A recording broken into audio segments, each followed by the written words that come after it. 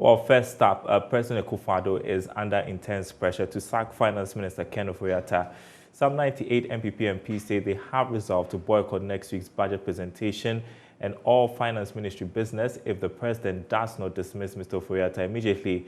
This new number is an increase from the previous 80 MPP MPs who had earlier demanded the removal of the Finance Minister and the Minister of State at the Finance Ministry, Charles Edubuayin.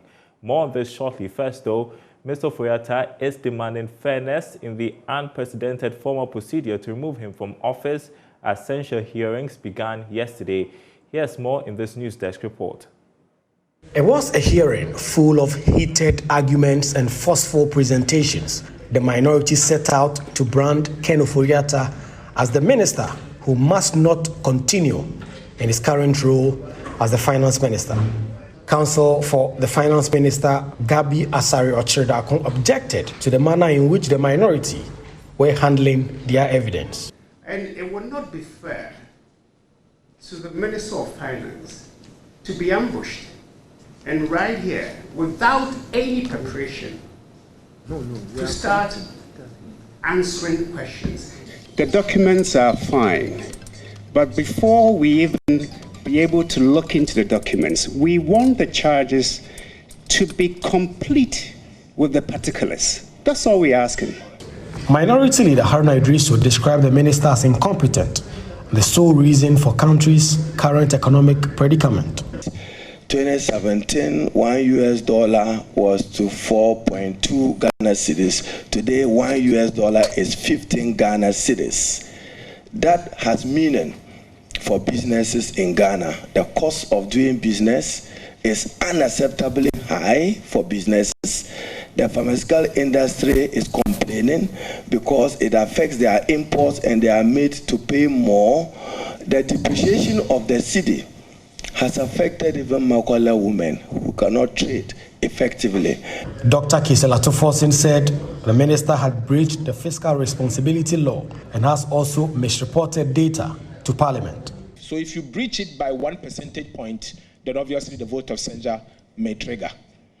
What we have seen is that over the years, even though the minister responsible for finance has been presenting some economic data to Parliament, in the year 2018, Mr. Chairman, you can see it on the board, our minister responsible for finance and the government had said to Parliament that the fiscal deficit was 3.9% of GDP.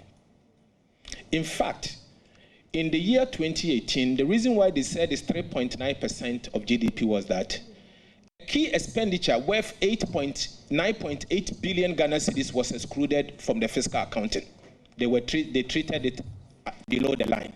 And this has to do with the financial sector payment. The law was passed on the 28th of December 2018, and by December 31st, 2018, the minister has breached the fiscal responsibility rules already. So 3 days down the line, there was a deficit of 1.8. And that is why we are saying that the train for the censorship motion moved in the year 2018. In fact, if we were to go by it, somebody could have brought the motion to censure the minister in the year 2018 or 2019 because he breached the rules. And to my surprise, these are rules that were set by the minister himself when this bill, he brought the bill to Parliament for a reason. The reason is to ensure fiscal sustainability and debt sustainability. If you breach these rules, it has long-term repercussion on the Ghanaian economy. And today, we are seeing what is happening. So, Chairman, I tender this one to in evidence. There was an intense back and forth between Gabi Asare-Ochyerdakun, who is lawyer for Finance Minister Ofori-Atta, and North Tongue MP Samuel Okudzeto Ablakwa, who is a member of the 8-member ad hoc committee. Mr. Chairman, we object to this strongly. If he can hold a press conference to deal with those matters. But I think that we are here for a specific reason. Grounds have been stated. Let's stick to that. You know, we are not here for it's not a political platform to make some political pronouncements.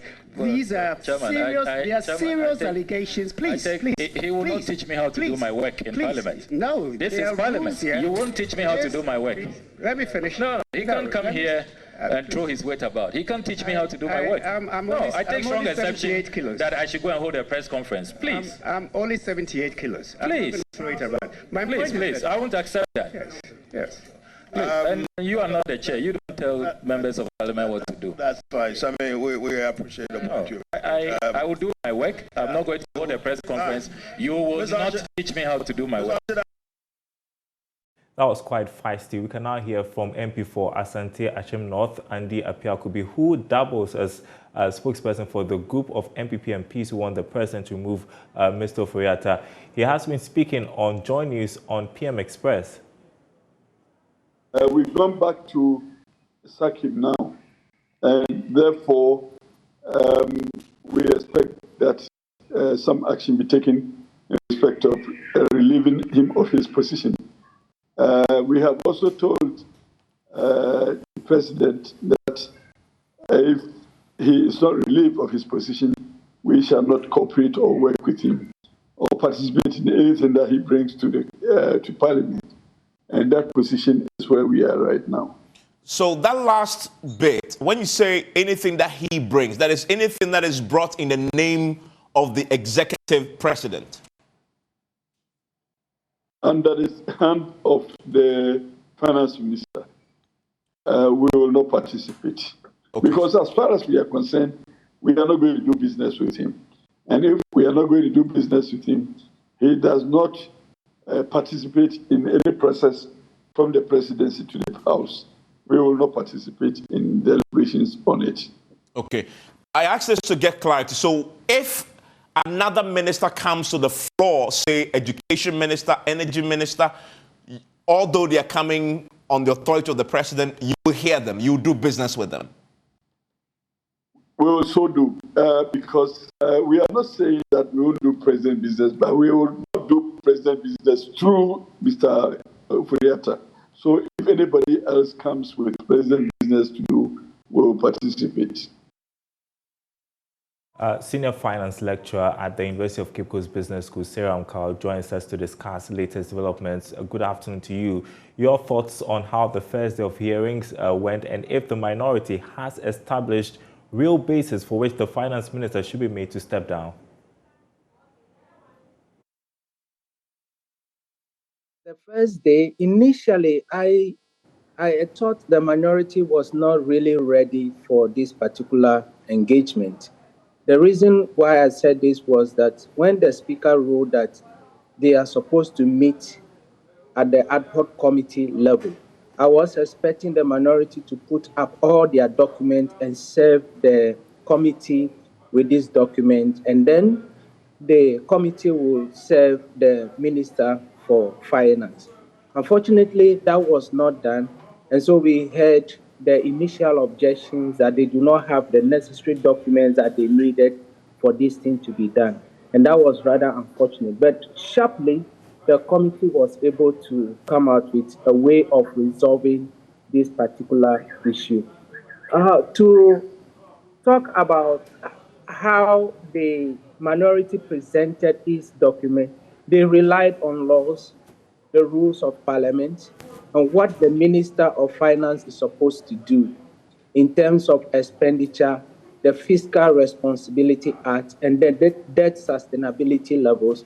Over time, I think they have made their point, and so it is now the onus on the finance minister to defend himself, and then the committee makes a final determination of the issues.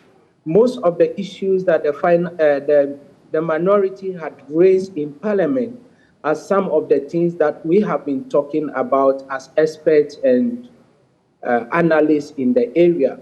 And I just hope and I pray, and it was my prayer that we don't reach this particular level.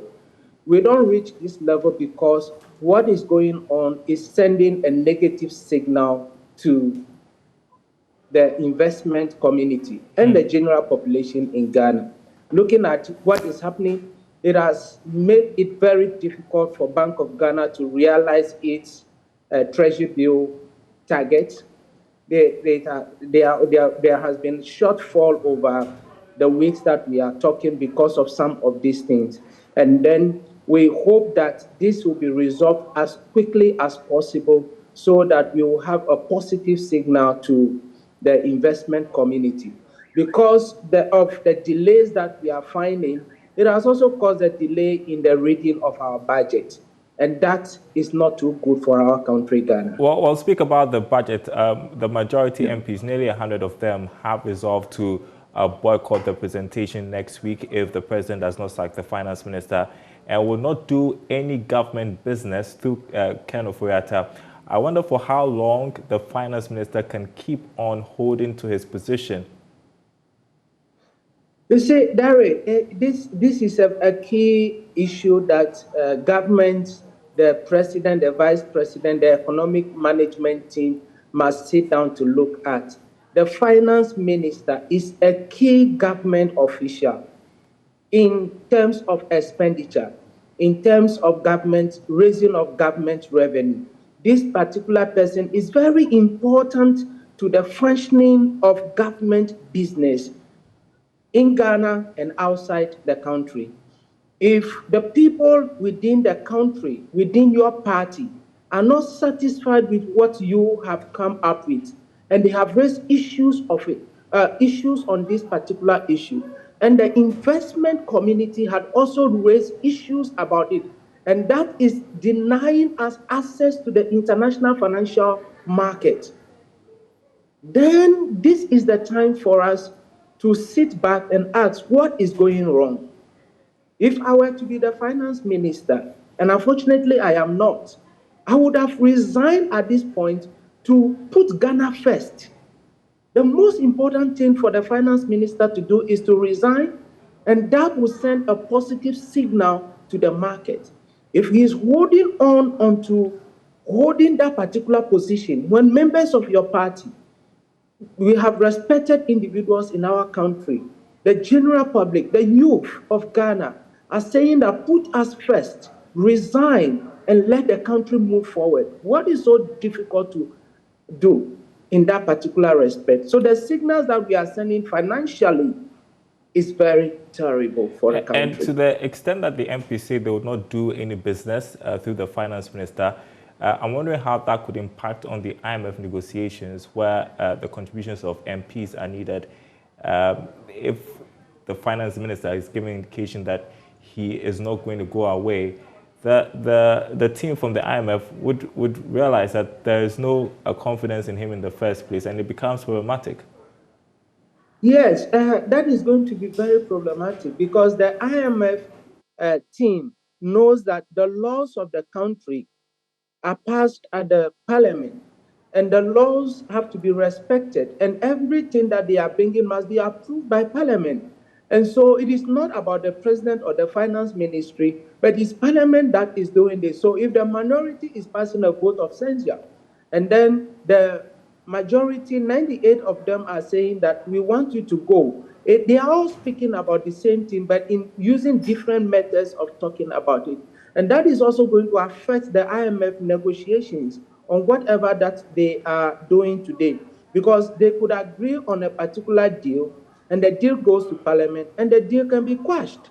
And that comes back to hurt the general population. And so at this point in time, the government, the presidency, the vice president, the economic management team, and the New Patriotic Party have to look at the effect of their actions today on the future of Ghana, on the future of the population and all those, because the issues that have been raised, I thought we would have done this behind closed doors, but the entire world is listening to us, and it is not too good for us. Well, there are some who have argued the problem is not the finance minister. I mean, you can't pin this on one person.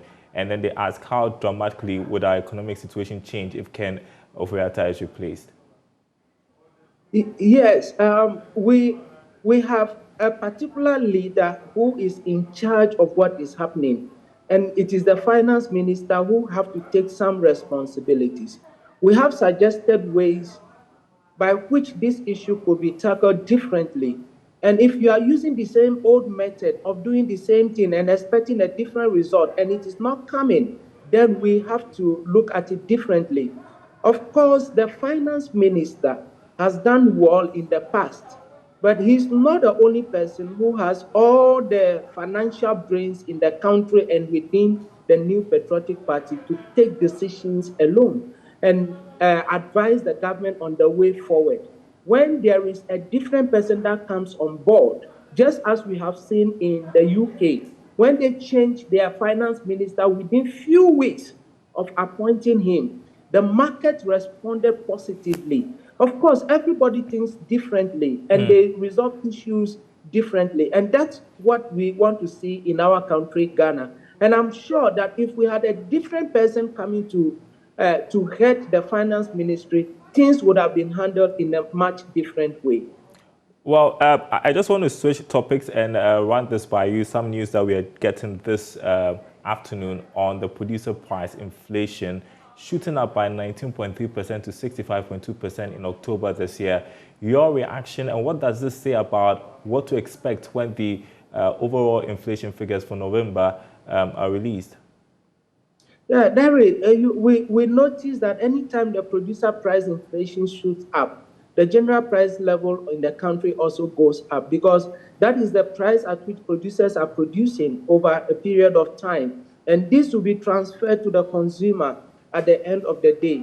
And the retailers will transfer this to the consumer, and that will make the general price levels in the country also goes up. All these things come at the back of we not having some of the raw materials in our country, and we import these raw materials that is affected by the exchange rate that we are talking about. Most of the companies have to go and borrow, and they produce at very high levels. We have some companies that have bought some machines that they are not using because the people are not consuming the products that they are producing.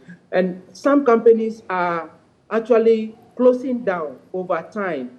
And so all these things boils down to the discussion we had earlier on with the exchange rate, the debt levels of the country, and all those things. And it is one man, one person who is in the helm of affairs doing all these things. And so that will generally affect the price levels in the country. So I wouldn't be surprised if the price inflation, the CPI comes and consumer price index comes in, it will go up. Not to speak about the impact on industries as well. Thank you so much, Daryl Kwawu, who is Senior Finance Lecturer at the University of Cape Coast Business School. I appreciate your time. Now, the prices of petroleum products could be going down further in the coming weeks. It follows what bulk oil distribution companies describe as improved dollar supply from the Bank of Ghana. The commercial banks have also stepped up support when it comes to funding for new imports. Here's Georgia Fish report.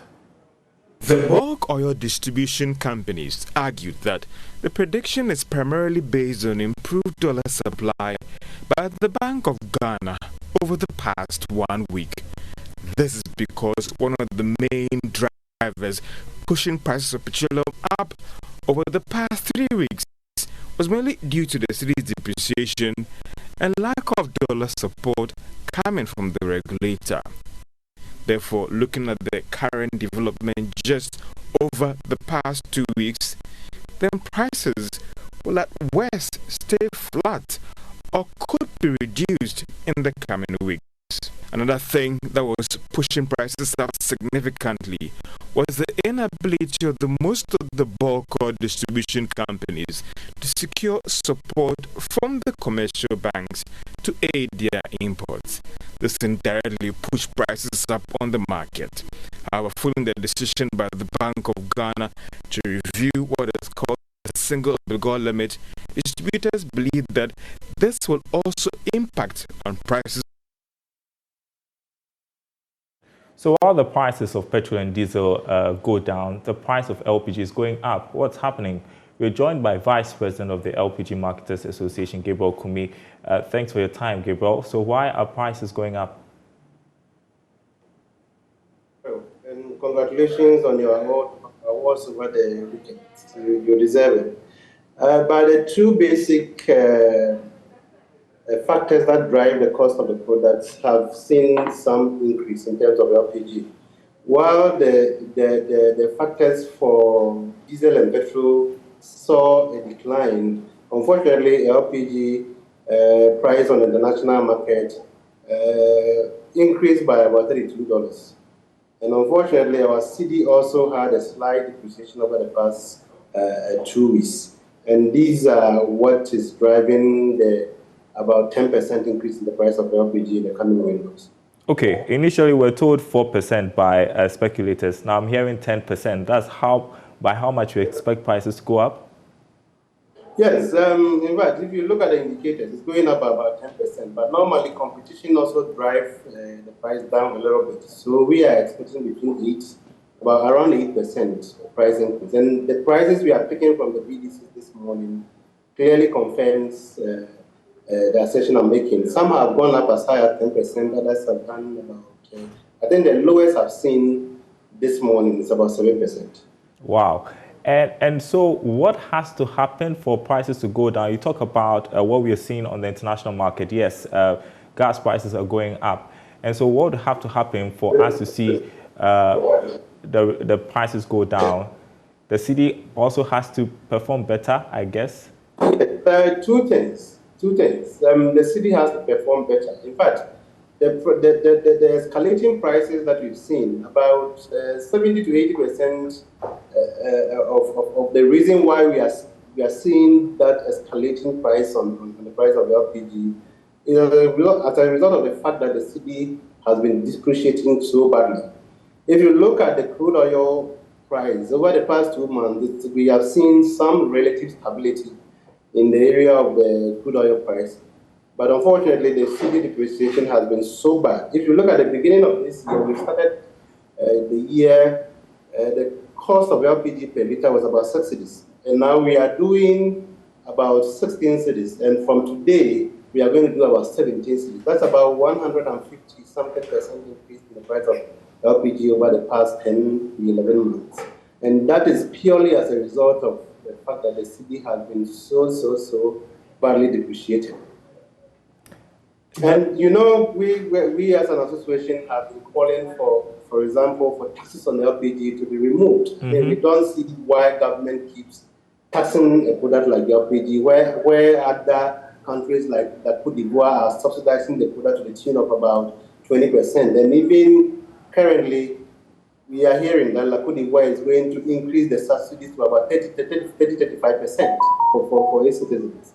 And this is a product that we want to promote. In fact, if you look at the consumption of LPG over the past 10 months, compared to that of last year, we've gone down by about 20%. Consumption of LPG in Ghana has gone down by 20% in the last 10 months of the year. And our projection is that by December, we are going to go down further to about 25%. And so how is government going to achieve that objective if we allow the price of LPG to keep escalating? And we believe the first thing that government has to do as a sign of commitment towards ensuring that the price of LPG comes down is to take up the over 15% taxes from the product. So we do a tax-free. We buy the product at cost. Otherwise, we are not saying by taking 15% taxes on the product, all Ghanaians are going to use LPG. But Daryl, we all know that LPG is an elastic, has elastic demand. It's highly price sensitive. If you're dealing with such a product, the only way you can engender growth, the only way you can increase consumption of such a product is to take measures to bring the price of the product down. So you attract a lot more people in the consumption net, so government can achieve its objective. That objective government set in 2019 to increase consumption of LPG from 25% penetration level at that time to 50% by the year 2030. We should throw that away. There's no way, it's impossible to achieve that.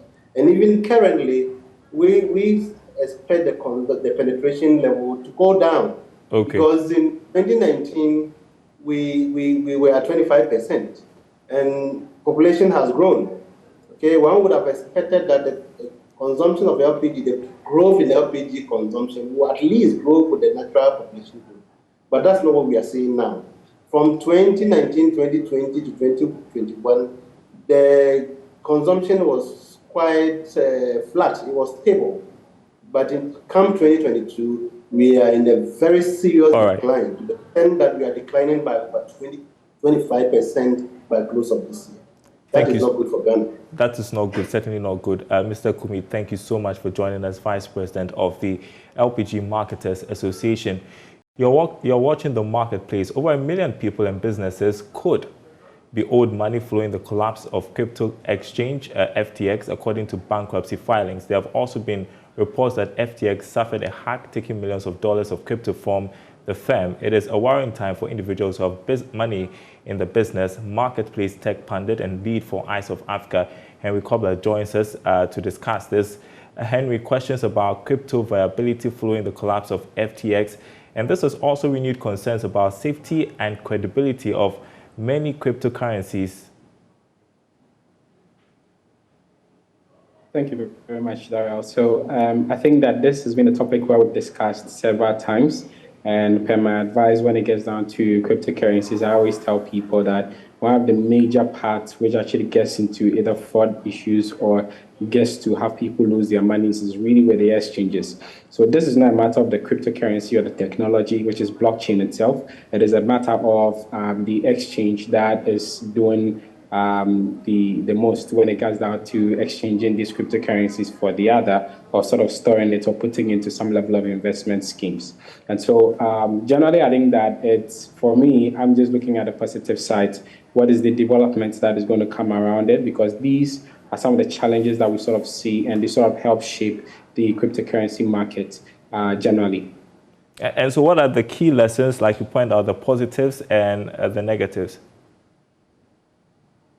Yeah, so I mean, generally, what is very important is that whenever you're looking into crypto investment, one of the things that you have to be looking into is looking into cold storage, what we call the cold storage, or putting your digital assets on what we call the hard drives.